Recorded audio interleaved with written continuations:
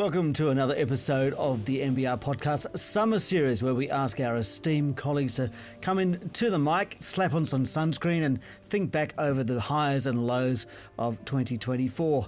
In the studio with me today is Fiona Rotherham, who covers everything that disrupts everything. Don't you, Fiona? Wow. You are the disruptor coverage person, aren't you? Startups and innovation. Startups and innovation. So what we do with this is that we sort of look back in 24 and ask, first big question, who had the biggest success in your view?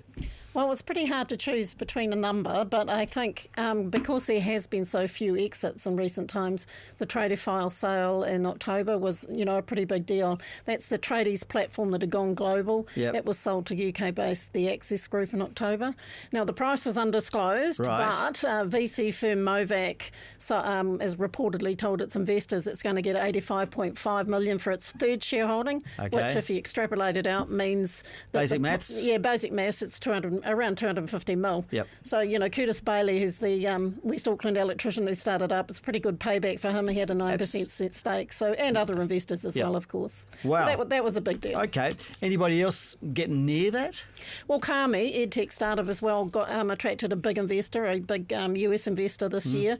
Again, the amount undisclosed, but it was said to value the company around $300 million. And it's just been a really big success, Kami. It's just taken off, gone global, and again, investors have done really well out of it. New Zealand Growth Capital Partners got their biggest ever return of an investment from that particular investment. Right. Anybody else out in the marketplace like raising big amounts? Couple of big deals this year. Aurora, which does the retail crime prevention software. Right. It's gone global, and it raised $82 million in a Series C, which it's going to use for further expansion. So UK, US, just pushing that out there. Yep. And the other one, of course, was the newly minted unicorn.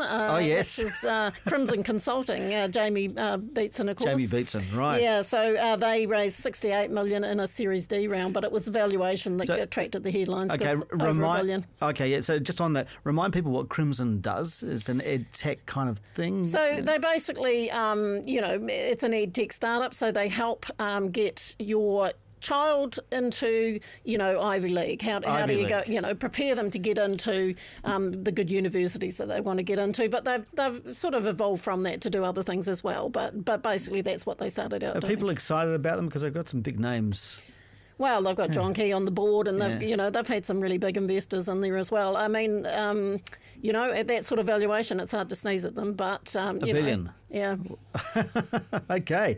All right. And honourable mention right at the end, though, and this is a very exciting company. Tell me about this one. Well, both you and I have written about this, so we did get excited. I got excited, yes. Yeah, OpenStar Technologies is a Wellington-based startup that is trying to build a nuclear fusion reactor in New Zealand, and they spark plasma for the first time.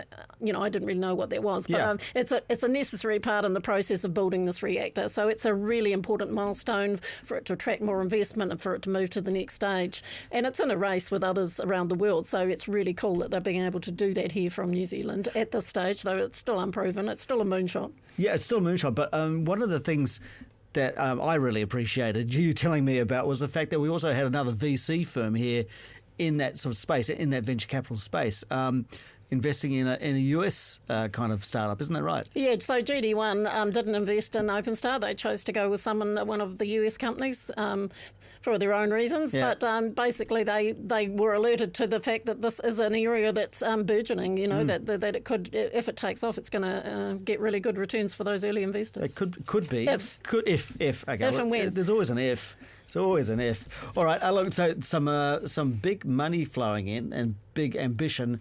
Let's go to the other side of the coin, as it were. The biggest blunder and controversy. Do you have a list or do you have one?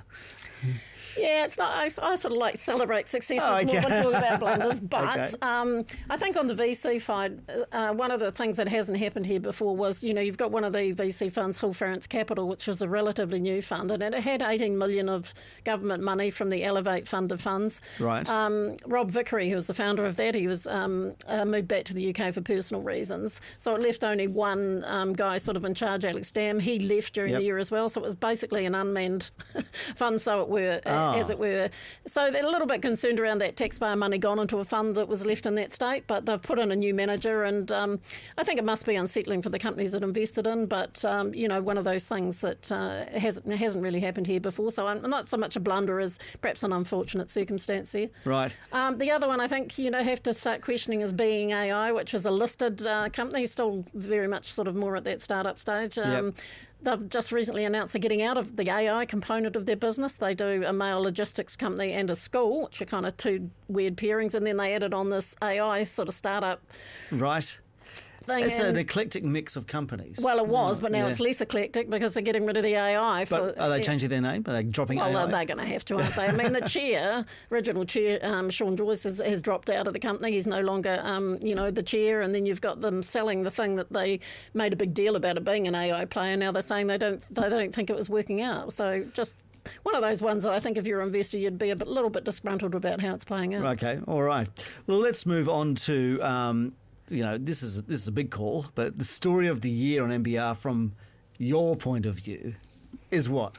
Well, I looked at my stories, of course you did. and in particular in this space. But there were a couple that kind of related to each other. So, we interview a lot of entrepreneurs here on a weekly basis, and one of the things that I was getting feedback around was about low valuations. Then there was a piece from a former investor, Andrew Chen, who said, these low valuations, we need to fix this. So, and it sparked a lot of social media controversy. And in fact, the story I wrote did as well. Yeah. So I thought, well, is there something in this? So I went looking, and definitely entrepreneurs feel a little bit like they're getting ripped off. They feel like the valuations here are low.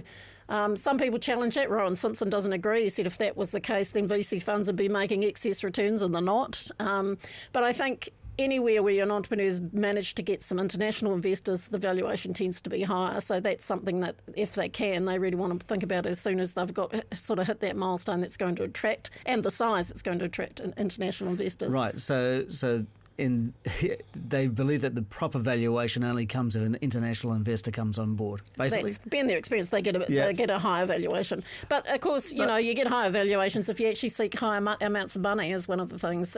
Because they're seeking fairly low, they tend to get a low valuation as well. But you've got to have made some traction to be able to attract those investors. So and investors are being quite wary. They want to de-risk the technology a bit. So it is a difficult situation they find themselves in, I think. Okay.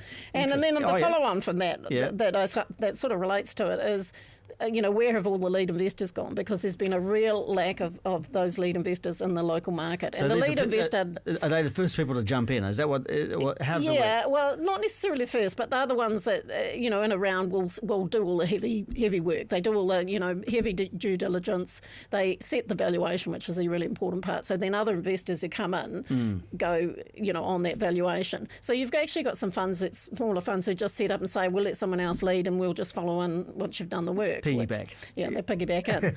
But, I've had entrepreneurs frustrated because they're trying to get around a way, and it's really difficult to do that at the moment. And they've got people saying, we'd invest in you, but we don't want to be the lead. So it can take them months and months, even up to a year or more to get a lead investor, someone with conviction to actually take it on and put themselves But is there a main reason behind the fact that there aren't so many lead investors, or they're not willing to invest at the moment? I think there were some crazy valuations around 2021-22, and some funds got caught out. So existing shareholders don't like down rounds. Down rounds is where, a later valuation is going to be less than what it was originally, so that their shares are worth less at a later stage. So that's, if they can avoid that. And, of course, it wasn't so crazy here. It was very big in the US.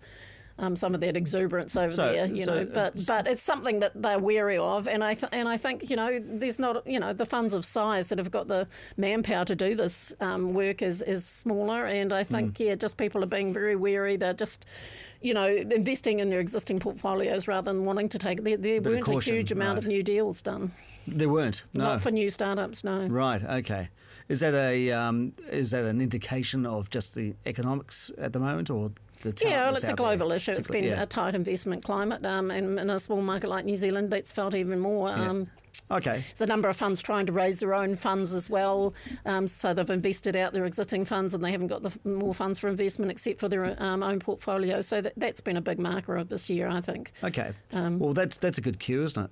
That's a good cue to look at what's going to be happening in 2025, perhaps. So we ask you in this section of the podcast to look forward. What are the sectors or anything in particular that you've got your eye on?